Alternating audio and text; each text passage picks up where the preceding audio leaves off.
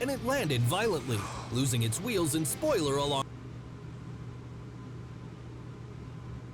Seeing the speed that he just hit that wall is absurd. What is going on, guys? It is JJ here, back with a new video, and today we're going to take a look.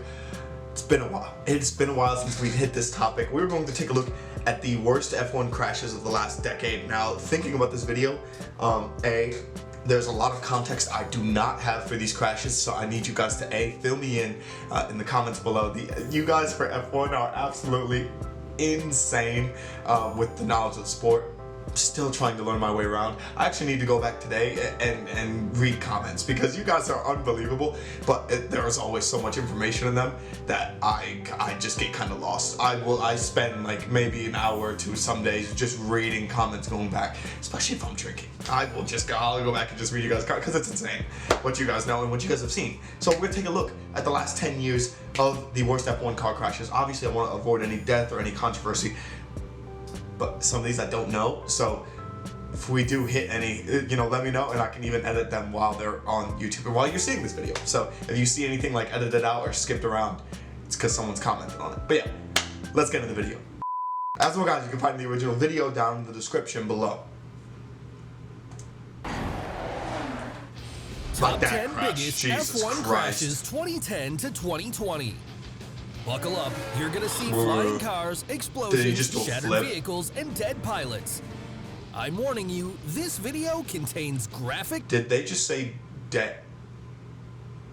I'm not doing that. I'm not watching people content. I'm not doing that. Number 10, TRULLI in CHANDHOK, Monaco 2010. Beating the opponent was never so literally as it happened at the 2010 Monaco Grand Prix. During this competition, the Italian Jarno Trulli and Indian pilot Karun Chandhok were involved in one of the most shocking crashes as one car brutally ran over the other in the final moments of the race. Both pilots were turning the recast corner of the famous Circuit de Monaco and had 4 laps to go. It was at that point that Trulli's Lotus went past Chandhok's HRT interior. However, what the pilot hadn't foreseen was that he would run out of space as Chandhok turned in. The ensuing event was terrible. Both F1 cars collided and Trulli rose above Chandhok's right side and jumped over his head before badly crushing the back of the racing car. Thankfully, both pilots got out quickly because things had started to heat up.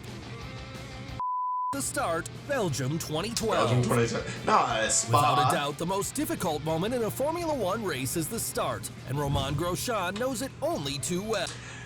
He actually might have the most crashes on planet Earth. Like, I don't get it. I don't get how Grosjean gets in so many crashes. The French pilot caused a horrific chain crash just at the first corner of the Spa-Francorchamps circuit at the 2012 Belgian Grand Prix. He ended up getting 3 cars off the track violently. It all started when Grosjean's Lotus moved up quickly to the inside of La Source, but in doing so, the pilot squeezed Lewis Hamilton's McLaren between himself and the— Wait, are drivers? They're just drivers, right? Why does this guy keep calling them pilots? It's so weird. Is it an American thing? This is an American. I'm making fun of Americans for doing American things. I hate that's so weird to me. I'm sorry, homie. I didn't mean it. The wheels made contact and both drivers lost control. Grosjean bumped into the back of Perez's car and became airborne. He dramatically bounced off Alonso's Ferrari, missing Alonso's head by a few inches. This was such a major accident, the pilot for the historical British team got fined $63,000 and was banned from the Italian Grand Prix. How chilling! Hey, if you believe this was an extreme crash, don't miss what's coming in this top 10. One of them was so tragic, it put an end to the career of a great pilot. Yeah, see, I don't want to see that. I don't want to see that. Number 8, Rosberg and Karthikeyan, Abu Dhabi 2012. Many times a car accident may not be the driver's fault. The Indian pilot Narain Karthikeyan experienced this situation as his fast HRT failed in the middle of the 2012 Abu Dhabi Grand Prix. This would have been just an incident if it hadn't been for the fact that he got the German Nico Rosberg's Mercedes off the track. The car shot away. Both pilots were on lap 9 at the Yas Marina circuit when suddenly Narain's car slowed down on a high-speed corner due to a problem with the hydraulic pressure.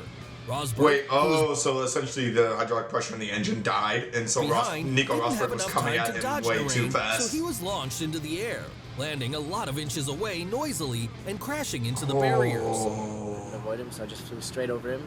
Quite scary because I just saw blue sky. That's all I saw. It was such a serious collision, the wheels of both cars came off, leaving scattered wreckage.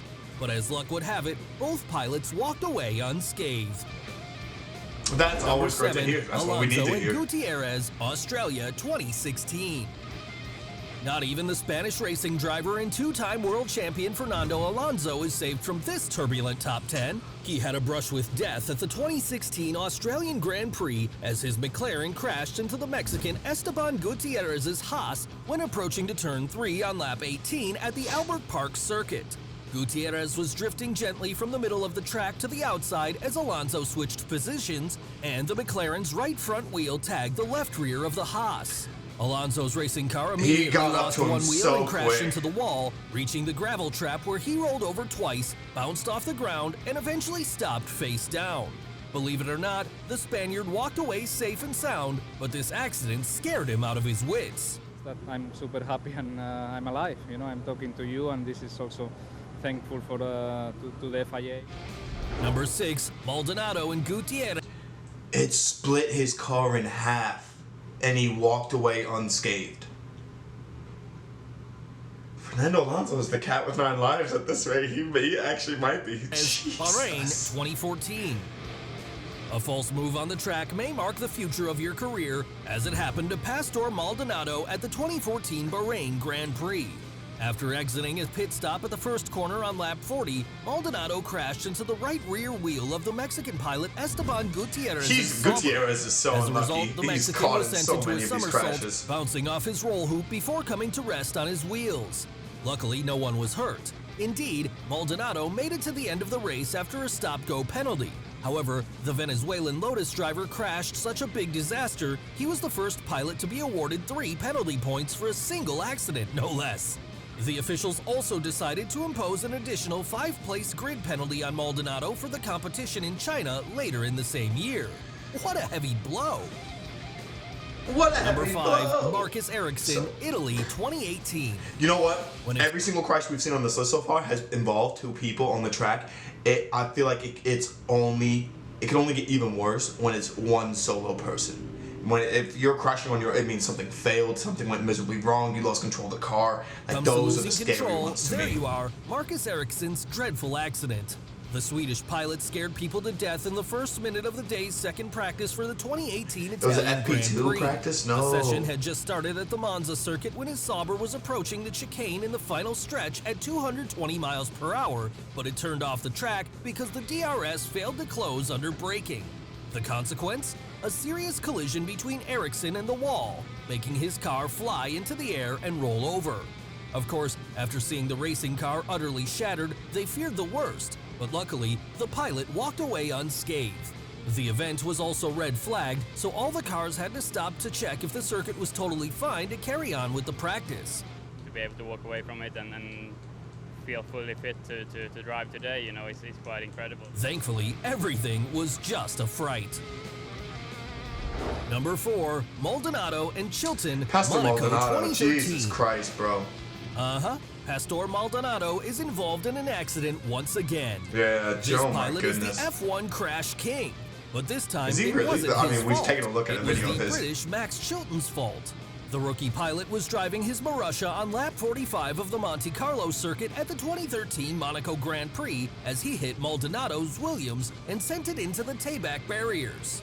The car suffered such a hard hit the damaged part came off and blocked the track.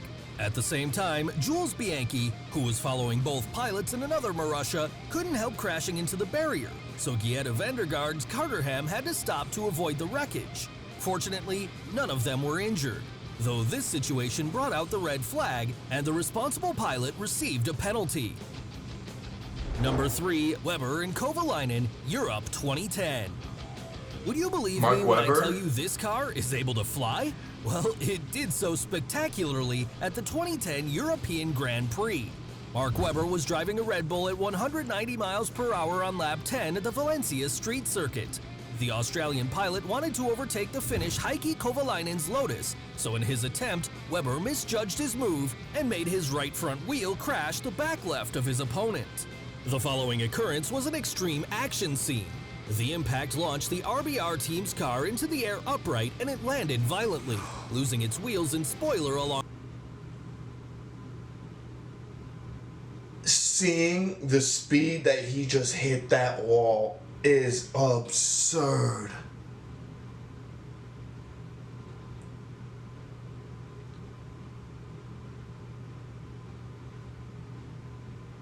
That blows my mind.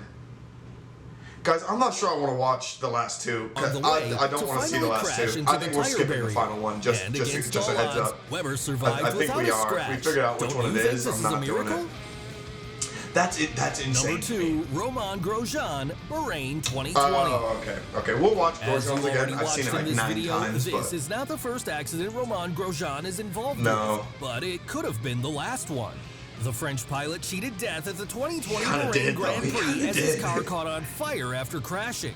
Everything seemed to go well on the first lap at the secure race until his Haas clipped Danik Viat's AlphaTauri, so he completely lost control at turn 3. As Romain was driving at 137 miles per hour, he went right into a metal barrier and the car exploded into a fireball after splitting in two. The picture was unspeakable. Luckily, the pilot succeeded in getting out of the racing car and was transferred by an ambulance. A while later, his team notified that he had suffered hand and ankle burns and said that he would need psychological help to recover from the trauma. On that day, he definitely rose from the ashes. Alright, are you all set? Then let's see the most terrible accident over the last decade that puts this extreme competence into mourning. Number 1. No.